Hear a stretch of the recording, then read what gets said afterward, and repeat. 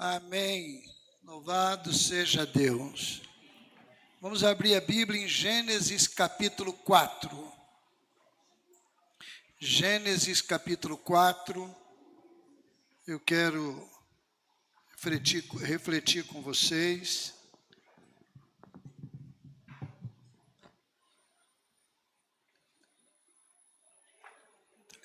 Telefone. Obrigado. Gênesis capítulo 4, a partir do verso 1, você pode acessar aí seu aplicativo, você pode abrir a Bíblia. Eu vou ler aqui na versão que eu tenho. Gênesis 4, a partir do verso 1, diz assim: Adão teve relações com Eva, a sua mulher. Ela ficou grávida e deu à luz Caim. Então ela disse: adquiri um varão com o auxílio do Senhor. Depois deu à luz Abel, irmão de Caim. Abel foi pastor de ovelhas e Caim foi agricultor. Aconteceu que ao fim de um certo tempo, Caim trouxe do fruto da terra uma oferta ao Senhor. Abel, por sua vez, trouxe das primícias do seu rebanho e da gordura deste. O Senhor se agradou de Abel e de sua oferta, mas de Caim e de sua oferta não se agradou. Caim ficou muito irritado e fechou o rosto ou a cara. Então o Senhor lhe disse: por que você anda irritado? E por que essa cara fechada?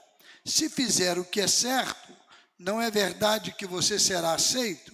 Mas se não fizer o que é certo, eis que o pecado está à porta, à sua espera. O desejo dele será contra você, mas é necessário que você o domine. Caim disse a Abel, seu irmão: vamos ao campo.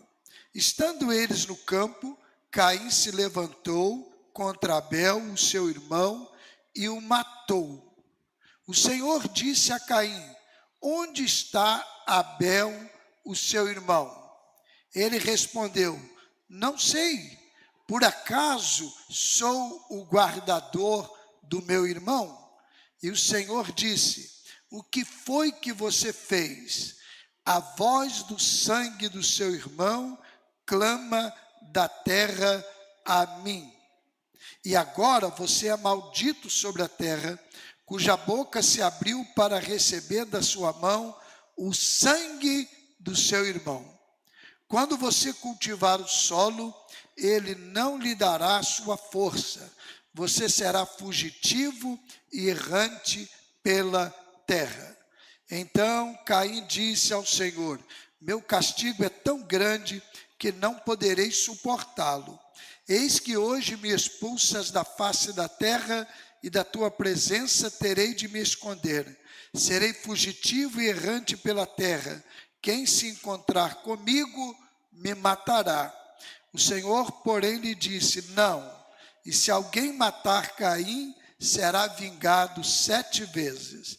E o Senhor pôs um sinal em Caim, para que se alguém viesse a encontrá-lo, não o matasse. E Caim se retirou da presença do Senhor e habitou na terra de Nod, a leste do Éden. O texto vai prosseguir aí contando a história de Caim, mas a gente para aqui e eu quero refletir com vocês sobre alguns ensinamentos deste texto. É um texto conhecido, pelo menos de maneira geral, não é? E aqui há um detalhe interessante que eu percebo, é que às vezes as pessoas falam assim: hoje está muito difícil para a família. Hoje está muito difícil. Essa é a primeira família da Bíblia. A gente crendo nessa narrativa, não é? E você crendo literal ou não, literalmente ou não no texto, não importa. O registro está ali, então registra como se sendo um dos primeiros, e esse texto então vai revelar nesse primeiro momento, bem no início, que aquela primeira família enfrentou um problema terrível, uma tragédia, uma luta tremenda, um irmão matando o outro. Mas há também uma outra coisa interessante aqui, antes de partirmos para algumas aplicações, é que a gente, ao olhar esse texto, a gente não pode ter a atitude, por exemplo, de comungar com a ideia da morte provocada por uma pessoa. Deus mesmo poderia tomar uma atitude aqui, e Caim ficou com medo, agora vão me matar. E Deus disse, não vai não, e eu vou tomar conta de você. Então Deus é o Deus que sempre privilegia a vida. Deus é o Deus que valoriza a vida.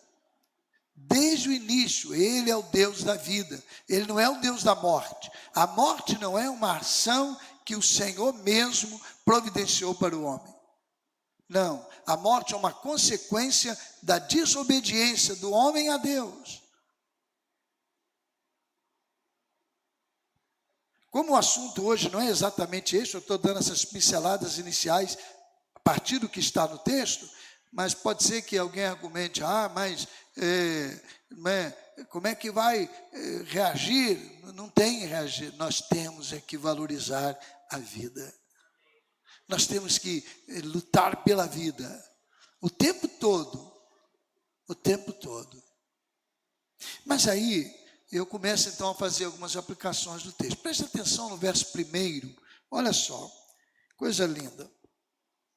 Adão teve relações com Eva, a sua mulher. Ela ficou grávida e deu à luz Caim. Então ela disse, adquiri um varão com, como é que está na sua versão? Como é que está na sua versão? Com a ajuda do Senhor, a minha com o auxílio do Senhor. Tem outra versão aí com outra ideia? Hein? Como? Eu não estou ouvindo direito. Alcancei do Senhor um homem. Não, aqui tá bom. Então alcancei do Senhor um homem. Olha só, o que ela está dizendo? Eu recebi uma bênção do Senhor. A chegada do filho, a chegada de Caim. Filhos são bênçãos. São bênçãos do Senhor. E a história de Caim, na verdade, começa com esta referência da sua mãe. Eu alcancei do Senhor. Foi com o auxílio dele, foi com a ajuda dele. Não precisa nem ser naquele tempo aqui tão remoto, mas não é tempos atrás, vamos falar de 50 anos, ainda há lugares que as mulheres não têm todos os recursos disponíveis da ciência para o processo de gravidez e nascimento do filho. Não é? Hoje, graças a Deus, a ciência evoluiu e nós acreditamos e aceitamos, e eles vão dando instrução, e há orientações, há procedimentos, e há agora expectativas em que enfermidades serão corrigidas, possíveis enfermidades, possíveis problemas futuros serão corrigidos a partir desde a concepção. Que coisa linda! Deus capacitando o homem para ele experimentar isso. Agora imagine naquele tempo, então, era uma incógnita ter um filho, e Eva diz assim, eu adquiri com o auxílio do Senhor. Mas depois, Caim veio fazer aquilo. Por quê? A gente não sabe. Não é? Porque ele foi levado àquela situação tão terrível. Não há uma explicação. O texto nem nos dá muitas garantias de informações, muitos subsídios para a gente saber. Mas ele se inclinou para um coração cheio de maldade. Isso aqui significa que o homem vai construindo a sua história e ele mesmo vai determinando suas ações ao longo do tempo, se ele vai agir com o bem ou com o mal. A bênção do Senhor é uma realidade desde a concepção, é o Senhor quem dá a vida, mas o homem depois pode construir uma história diferente. Não é culpa dos pais, não é culpa do Senhor, não é culpa de ninguém. Você quando nasceu, eu quando nasci, nós nascemos imediatamente, não é, reflexos do pai e da mãe, mas tem do avô e da avó maternos e paternos, e depois tem bisavós, e sei lá, e até quantos aí vai. Você tem essas influências, e é possível que a gente herde alguma distorção que passou geneticamente para nós. Mas a gente pode mudar o quadro na nossa história. A gente pode ter uma história diferente, porque o mesmo Deus que auxilia na concepção e no nascimento, dá à pessoa a capacidade e condições para prosseguir escrevendo uma história melhor. Ninguém precisa ficar dizendo, não, eu sou assim, eu sofro isso porque meu pai, porque minha mãe, porque não sei quem, porque não, nada disso. Ainda que eles tenham errado, e tenham errado de maneira deliberada ou não, você está construindo a sua história. Você está construindo a sua história. Todo mundo tem possibilidade de mudar. Inclusive histórias tristes, sombrias, esquisitas. Todo mundo tem. Tem condições de escrever história diferente. Então creia nisso. Mas há uma segunda lição que eu quero extrair desse texto, que também é muito preciosa. Diz aqui o texto bíblico que os dois ofereceram ao Senhor uma oferta. E Deus recebeu a oferta de Abel, mas não recebeu a oferta de Caim. Essa oferta aqui não é dinheiro, nem tinha dinheiro como nós temos hoje. Não é ali uma espécie de coisa para o templo. Não, a oferta ali era um culto, era uma adoração, era oferecendo ao Senhor algo. O culto é sempre uma oferta. Você já viu às vezes alguém que chega depois do culto e diz assim, olha, eu estou saindo melhor do que eu entrei. É verdade, e graças a Deus tem que ser assim. Mas na verdade, a gente não sai pior, mas a gente sai mais vazio. Sabe por quê? Porque a gente veio trazer a oferta. E no momento que a gente entrega a vida, não é, a alegria, o entusiasmo, a gente entrega ao Senhor o que nós preparamos com alegria, com amor durante a semana, a gente entrega. É como se a gente perdesse, mas ao mesmo tempo uma espécie de feedback, não é? Uma retroalimentação. Isso volta para a gente, você sai animado de novo. O cristão não vem aqui para receber, nós vamos à adoração para entregar. Nós vamos à adoração para ofertar. E às vezes tem gente que vem para o culto, eu espero que aqui não tenha ninguém assim, que vem e não traz alegria para ofertar, não traz uma semana para ofertar de alegria, de entusiasmo, não entrega. Aí é possível que alguém saia reclamando. É possível que alguém veja um detalhe, veja outro. Por quê? Porque não tem noção da adoração. E aí, eu não sei explicar por quê. Por que Deus recebeu a oferta de Abel e não recebeu a de Caim? Eu já vi várias conjecturas, mas sinceramente eu não sei. Mas há aqui algo importante. Deus está recebendo a sua oferta? Deus está recebendo a minha oferta? Deus está recebendo a minha vida, a minha adoração? Deus está recebendo o que eu ofereço para Ele?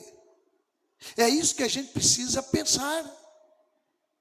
Porque o texto vai dizer que recebeu Deus de Abel a oferta, o que ele ofereceu, o culto que ele ofereceu, mas de Caim não. Então é possível que Deus não receba. A Bíblia diz assim no Salmo 66, 18: há um coração quebrantado e contrito, não desprezarás, ó Deus. Então, para adorar ao Senhor, nós precisamos ter esse coração quebrantado, contrito essa vida. Veja bem, não é perfeição. Se todos que chegassem aqui para serem aceitos pelo Senhor como oferta agradável, dependesse da perfeição, todo mundo tinha que sair. Eu seria o primeiro a sair por ali. Não é perfeição, mas é um compromisso com Ele, de viver para Ele, de buscar a orientação dEle e oferecer algo que brota do nosso interior em gratidão a Ele. Uma vez eu ouvi dizer, não sei se é verdade, né? Porque também pode ser um exagero, né?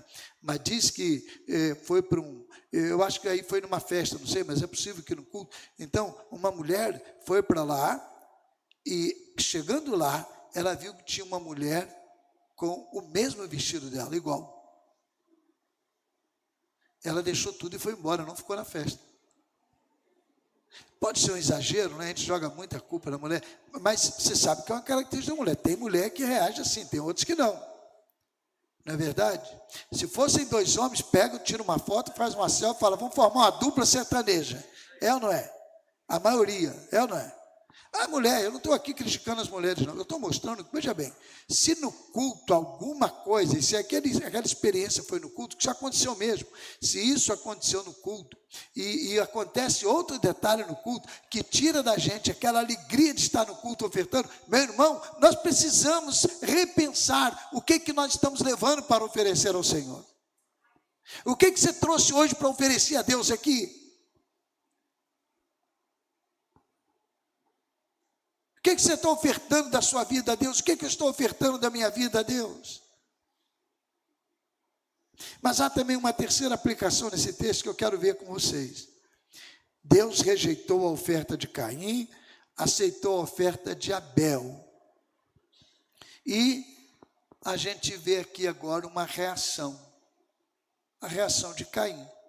O texto é claro, diz o texto, que assim que Deus deu aquele veredito, Caim ficou muito irritado e fechou a cara. Na sua versão diz, ficou irado, alguma coisa assim? Tem alguém aí ou não? Hein? Descaiu-lhe o semblante. É uma ideia de alguém que acabou tudo. Tem mais alguém com outra versão? Ele ficou irritado e fechou a cara. Qual é o ensino disso aqui? Como nós reagimos quando algo não nos agrada? Como é que nós reagimos quando algo nos surpreende? Você sabia que o que mais prejudica a gente não são as nossas ações, mas são as nossas reações? Sabia disso? As nossas ações podem depois ser reorientadas. Elas podem ser realinhadas. Mas a reação, às vezes, traz problemas terríveis. Então, está enfrentando um problema? Cuidado com a reação. Alguma coisa não aconteceu do seu jeito, cuidado com a reação. Eu já tive problemas porque não soube reagir. Reagir é muito importante, tem que pedir a Deus o tempo todo, porque a gente pode achar que tem um controle. Eu sou um cara controlado. E olha, eu vou ser franco para vocês, eu procuro manter calma. Mas a gente precisa ter cuidado o tempo todo. E não tem assim, olha, eu cheguei aqui nesse patamar, eu estou preparado. Não, as emoções nos iludem, né? As reações surgem assim de maneira inesperada, a gente não tem um controle, depende do dia, depende do que ocorreu, depende de outros fatores, depende da nossa própria estrutura fisiológica ou então emocional. E olha, a gente precisa ter cuidado com as reações, e a gente precisa pedir ao Senhor sempre: Senhor, me ajuda. Caim ficou irritado, não é? Fechou a cara quando Deus disse: Caim, eu não estou recebendo a sua oferta. Se ele dialoga com Deus, se ele pergunta por quê, eu vou refazer, eu vou, não, ele fechou a cara. Essa foi a primeira atitude dele, irritado, e fechou a cara. E aí ele começou a alimentar aquilo. Aí é o perigo. O problema da reação é depois como você alimenta aquilo. Aí, se você alimentar aquilo e vai alimentando, aí olha, aparece uma porção de oportunidades para aumentar, amplificar aquilo que a sua mente está assim fervendo para reagir. E Caim começou a pensar sobre aquilo. E de irritado, de chateado, de aborrecido ali, com o semblante caído, não é? Cara fechada, ele começou a reagir e alimentar aquela maldade, até que ele chamou o seu irmão e foi lá para o campo e matou o seu irmão Abel. Mostrando que se a gente não controlar por Deus as nossas reações, o ser humano é capaz de barbaridades. A imprensa está divulgando agora, não é? Parece que chegaram aí à conclusão, descobriram ontem, agora esses dias agora, não é? 4 homens que saíram de São Paulo para ir resolver uma questão de uma dívida no Paraná e sumiram as pessoas, sumiram, desapareceram. Eu não estou entrando no mérito da questão, nem sei detalhes, mas o que foi divulgado, desapareceram, ficaram não sei quanto tempo desaparecido, não é? Os 4 desaparecidos, e aí depois encontraram a caminhonete que eles foram no lugar, e depois não sei quantos quilômetros distante dali, e encontraram os 4 corpos enterrados. Olha só quanta maldade, um problema que surgiu. A reação para o problema alimentou aquilo, foi alimentando aquilo até que falou: eu vou agir assim, e agiu assim. O ser humano é um animal irracional, feroz, violento, se ele não colocar diante de Deus as suas reações.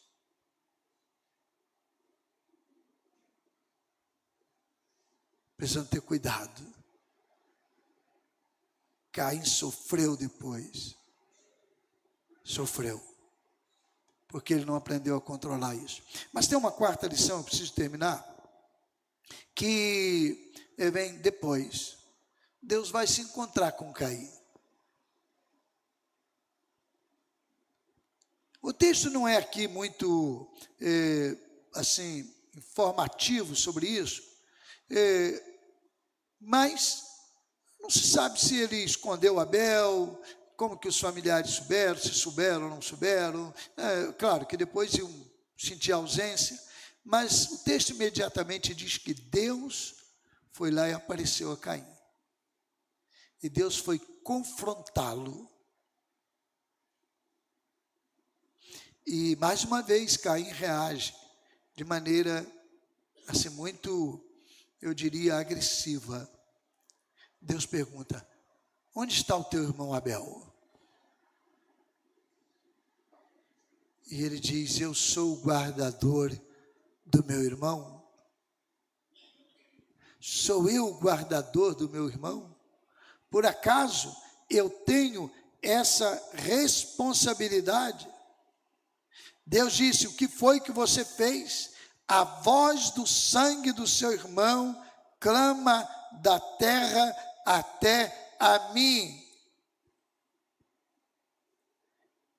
Meus irmãos, o ensino aqui é o seguinte: nós somos responsáveis uns pelos outros, sim. O evangelho, o cristianismo, a relação com Deus não é uma relação isolada, não. Deus não precisa do seu louvor, nem do meu. Ele não precisa disso, nós que precisamos. Às vezes, por causa de uma incompreensão dentro da teologia, a gente começa a imaginar: eu estou agradando a Deus. Sim, não estou dizendo que está desagradando, ou que não esteja agradando. Mas eu quero dizer o seguinte: o que agrada a Deus é você ter um relacionamento com o seu irmão, com o seu próximo, que seja o relacionamento que Deus tem com o seu próximo. Se eu canto para Deus, se eu prego para Deus, se eu oferto para Deus, se eu faço alguma ação em nome de Deus, mas eu desprezo o meu semelhante, não tem valor algum. Deus não está nem aí, sua oferta não é aceita. A minha oferta não é aceita. Caim não entendia isso. Mas logo aqui, no início da revelação do plano de Deus, Deus mostra isso para Caim. Onde está o seu irmão Abel? Onde está Abel, seu irmão? E Caim responde daquela maneira tão agressiva: não sei. Ele sabia. Acaso sou o guardador do meu irmão? E Deus vai dizer: o que você fez? Você desprezou a obra-prima da criação. Você desprezou o semelhante. Nós somos responsáveis uns pelos outros. Às vezes, na nossa humanidade e na nossa imaturidade, e até para ser mais assertivo, na nossa burrice, a gente deseja o mal para alguém. E se alguma coisa não nos agradou, a gente deseja, a pessoa sofre alguma coisa. E naquela hora, Deus está perguntando: onde está o seu irmão? Onde está o seu próximo? Onde está o seu semelhante? E será que nós temos respondido como Caim? Então eu quero convidar você hoje, a partir dessa experiência, valorizar isso, valorizar a bênção do Senhor, valorizar o seu culto a Deus, a sua oferta a Deus, não como um evento que acontece em atividade, Senhor. E você pode oferecer um culto a Deus, aliás, deve oferecer um culto a Deus. Sem cantar um louvor, porque o ambiente não permite, mas ele pode estar aqui na sua mente. Sem parar para ler a Bíblia, porque também não permite o trabalho, mas a Bíblia está ali. E você vai trabalhando e dizendo: eu estou aqui, porque eu estou cumprindo um papel, eu estou oferecendo um culto ao Senhor, eu estou aqui para abençoar a vida das pessoas, e eu sou responsável também por essas pessoas aqui. O mundo seria muito melhor. O mundo seria muito melhor se todos os homens entendessem que nós somos guardadores uns dos outros. O mundo seria muito melhor. Eu quero convidar você a sair daqui hoje dizendo: eu ofereci ao Senhor a minha vida, eu ofereci ao Senhor o que existe em mim, eu ofereci ao Senhor o que tem de melhor, e eu quero oferecer a Ele o que tem de melhor, a minha vida, o meu relacionamento com o próximo, o meu amor, a minha compreensão, o meu relacionamento cada vez sendo mais agradável. E quando você perceber que o Espírito Santo mostrar ao seu coração que alguma coisa destoou, não feche a cara, não se irrite, mas diga: Senhor, me ajuda, Pai. E Deus é capaz de dar a você condição para você prosseguir e reagir de maneira diferente, reagir prosseguindo com alegria. Deus é capaz de fazer isso. Então eu convido você a fazer isso de coração e dizer: eu estou pronto, eu desejo, eu não quero ser rejeitado pelo Senhor, eu quero ser aceito por Ele o tempo todo. Eu não quero dar a Ele a tristeza da minha rebeldia, mas eu quero dar a Ele a minha alegria permanente. É isso que eu desejo para você, que você saia daqui dessa noite com essa decisão, com esse desejo no coração. Fique em pé, vamos cantar, vamos louvar ao Senhor.